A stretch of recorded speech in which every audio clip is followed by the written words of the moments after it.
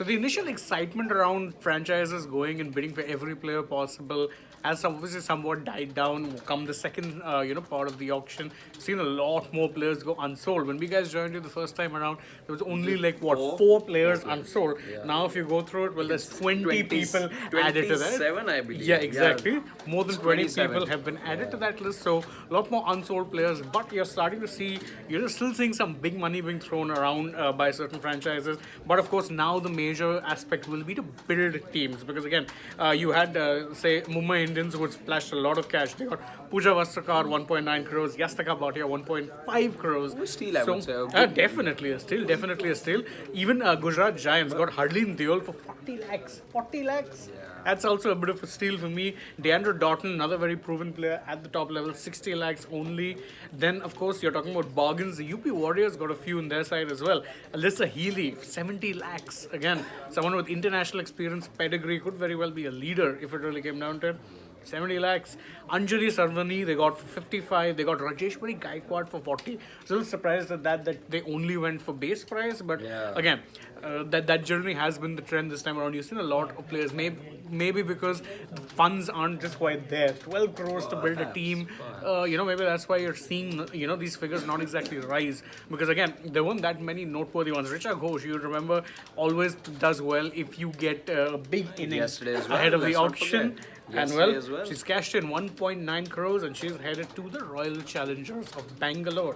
And RCB, by the way, I think have been among the top spenders. It says a lot that they got Sophie Devine, only 50 lakhs. That was the only steal. Bargain, I would say. Exactly, because otherwise Elise Perry can be a bargain to an extent. Crores. Same with Renuka, but every one of them that they've bought have reached the crore mark except for Sophie Devine. I think RCB will be doing a lot of bargain shopping in the latter stages in of the accelerated auction perhaps, Absolutely. which is when you will see many of these unsold players come up again. Of course, that'll happen only after consultation with the 5 franchises. And once you're through all of the list to begin with, right now there's still a long way off. There's still a couple of categories which haven't been exhausted yet. Yes, of course, the marquee players, we've seen most of them get a buyer.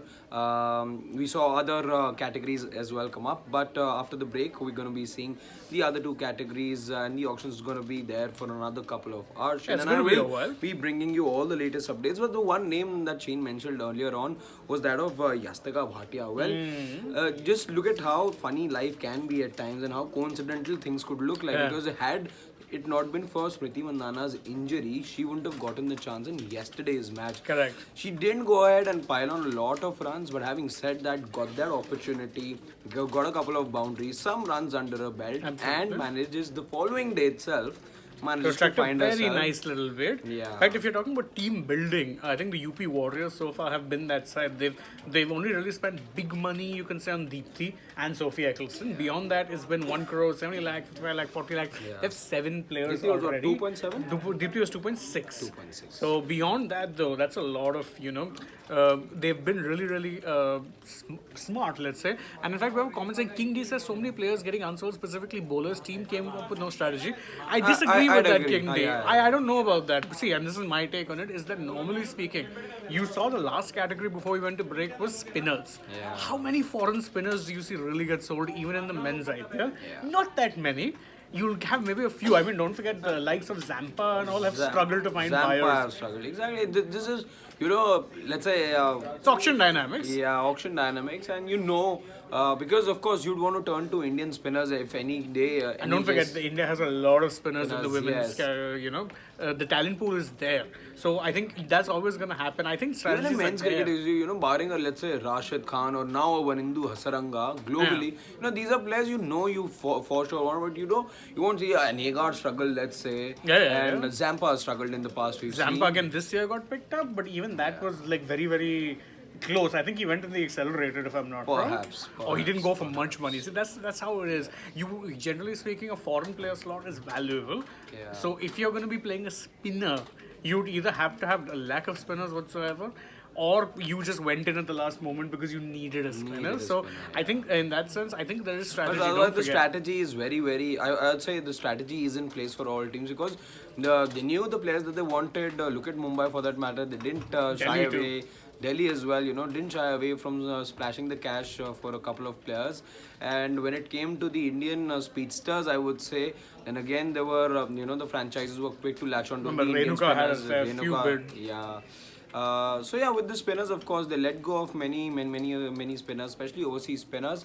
But let's see, that number could change. For now, there are 27 unsold players, and let's not forget, don't forget, later there's in the day there is going to be an accelerated auction. I think there are there'll be two halves to the accelerated auction. Correct. So there's still a long way to go. I think there's a lot of players here. Obviously, you're going to be going unsold. There's what, 1,500 players, if I'm not wrong. 1,500 players. And if you have just the 409.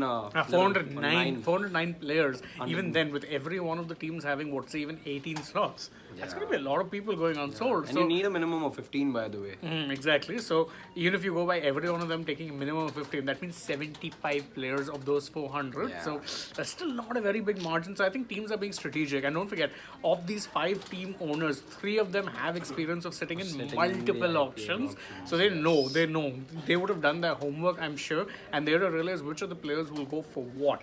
That being said, there's still, as we said, not just the accelerator, there's a lot more rounds of the auction to go. So you can stay tuned to that. We will be joining you throughout the day with all the updates from the auction. So for now, we'll take your leave. But thank you guys so much for joining us. Please don't forget, like, share, subscribe, tap the bell, leave us a comment, Twitter, Facebook, and Instagram, and download the SportsTub app. You see the guys working really hard at the back of us. They're uploading all those videos for you, by the way. A lot of exclusive content, footage. and there's exclusive footage coming from the auction itself. So check that out. Download the app if you haven't already. For now, though, from both of us, Harshit and me, goodbye. But stay tuned to Sports Today for some more.